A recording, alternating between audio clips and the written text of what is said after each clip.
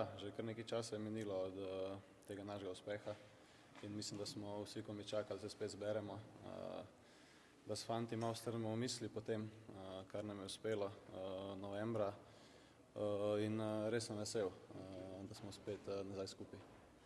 Koliko si kaj zdaj razmišljal o tem času reprezentanci, koliko ste se kaj slišali s soigralci, nekatere imaš tako v Atenah, ampak vseeno, koliko ste dojeli?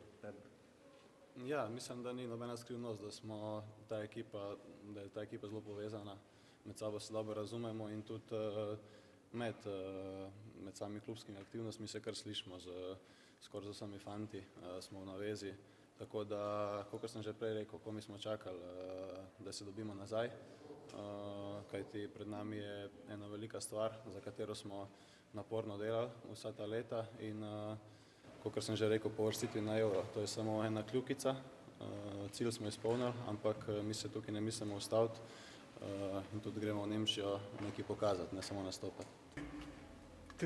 Tri tekme nazaj, lih med polčasom tista visok poraz, ki si prišel nazaj v igro, te je postavil not, pa v bistvu naprej igral, ful dobro obramba. Kako se počutiš? Ja, veliko boljše kot pred tisto tekmo, ampak ja. Kot ste rekli, sem zdaj, dajmo reči, v nekem ritmu tekem, tako da sigurno se počutim zelo dobro. Kako to pomaga v bistvu pri eno tako akcijo, Evropsko prvenstvo letos, ampak pač samo dve akciji sta do takrat, pač na dolge priprave, pa to zdaj, te dve tekmi, kako pomembno je, da ste lih zdaj se dobro počutili? Ja, sigurno, mislim, da lih pravi cajt tudi. Sem prišel nazaj v pogon, tako da ja, mislim, da je vse se je šlo tako kot najboljše zame. Pričakovanja Portugalska, Ronaldo, posebna tekma za navijače, ki so takoj razgrabili, posebno verjamem tudi za vas.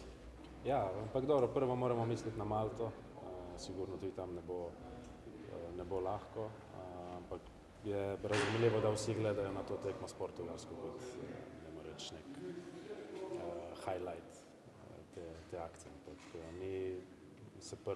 mi prvo razmišljamo o Malti.